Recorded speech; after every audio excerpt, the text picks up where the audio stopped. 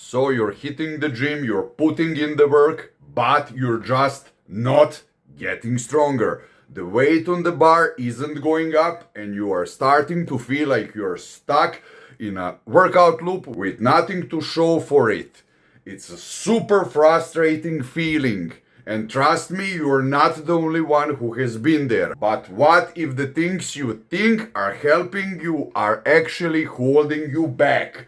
This isn't about training harder, it's about training smarter. We are going to break down 5 of the most common and kind of surprising reasons why you've hit a wall and exactly how to fix each other so you can start getting stronger again. By the way, if we didn't met, I'm a licensed IFBB fitness coach, nutritionist, and a super heavyweight competitor in the category over 100 kilograms. I'm doing this sport for around 25 years.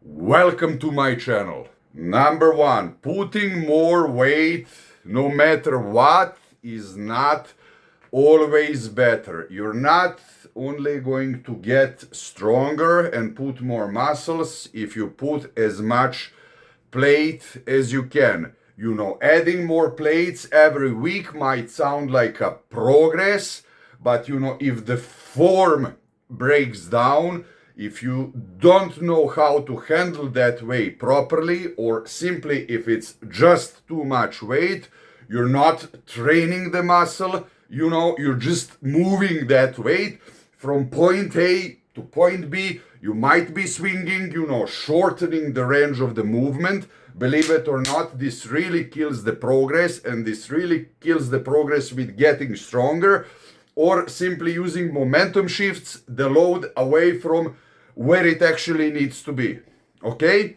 So the goal is to do as much clean repetitions as you can during that sets, and you know, before actually going heavier.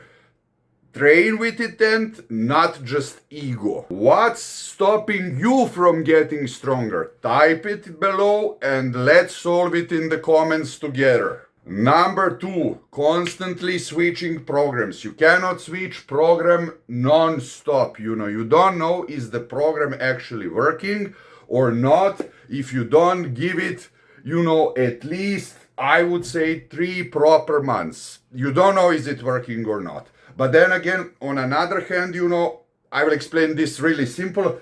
I mean, if you really feel that you got some program that is not good for you, let's say like switching from an iPhone to a Samsung, or switching to from a Windows or even Mac to a Linux, you know, and you're like, you know, fuck, I don't know this, you know, this has a terminal inside, I have to write everything manually, this has comments, I'm speaking about the Linux, you know, better that I switch back to my previous computer and operating system, then that's fine, you know, don't do it. But you don't know is the program really, you know, working for you before you actually adapted to it. Real muscle growth happens when you've mastered the movement, understand, and then your progress slows, and then you know, was it actually working or not during the new and shiny phase.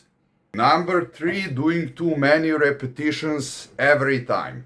As it's written in the thumbnail, I would say personally the perfect range for getting stronger, especially, you know, when you're training to failure, is 6 repetitions. You shouldn't be doing more, but you definitely shouldn't be doing less. I mean, you always have to hit that number 6 really with maximum intensity to stimulate the muscles to get stronger. Lower than 6, I mean, you might actually go 4 from time to time, but be sure that somebody's really, you know, that you find a good spotter and that he's helping you. And even then, you know, be super focused that you're doing that repetitions properly, you know. But I would say don't go below 6, you know, and try always to go, you know, with your, for example, if you're doing bench press, at least 6 times to hit that limit. And when you're able to move more weight, also be sure that you don't do that unless you're able to do at least 6 proper times. Otherwise, you will get injured. This actually makes sense if you're preparing for the strongman contest, or powerlifting contest. But then you should really have a professional coach who is helping you and being there next to you, so that some bullshit doesn't happen and that you don't fucking destroy yourself. I mean, if you cannot control the weight for proper reps, it's too heavy. Patient keeps you injury free and growing long term. And please like and subscribe if you're getting value. It fuels me to bring you even better content. Number 4, ego lifting. So first I want to tell you, having a healthy ego, especially if you're going to the gym, is amazing thing. There's nothing wrong about it. You should really be proud of yourself if you look good, if you look better than other people, if you lost weight, if you can see your six-pack, if you're decently strong, if you're stronger than other people, if you look, good and handsome and sexy in tank top or whatever you're wearing. There's absolutely nothing wrong about that, if people are seeing that, noticing that, and if it really, kind of feeds you. If you say, fuck, I look good, people are looking at me, and I deserve that. And you really deserve that, my friend. But when I say having a healthy ego, that also doesn't mean that you're supposed to go there, with Johnny Bravo syndrome, like, look at me, I'm such a piece of hunk. Do you understand? There is a huge difference, Also, that guy that does, deadlifts like, bam. That's nothing. That's not for strength. That's not for hypertrophy. That's not for muscle progress, And also, for example, seated dumbbell shoulder press, when you're doing as well as seated barbell press behind the neck, be sure that you're doing the clean form, not that you're breaking the spine while you're doing, because this is not using ego properly. This is doing nothing. So therefore, don't do that. The wrong kind of ego. Half rest, cheating every set, turning curls into full body swings, if you're training like a maniac, like a retard, kills results and raises injury risk. Use your ego to push your effort, not to destroy your technique. Number 5, doing too much volume. More sets isn't always more growth.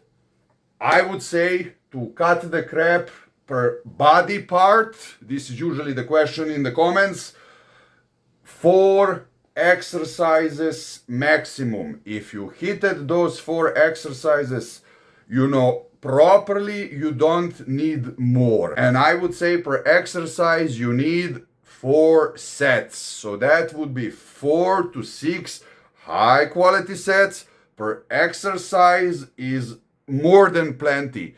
Past that point, fatigue piles up and your gains drop off.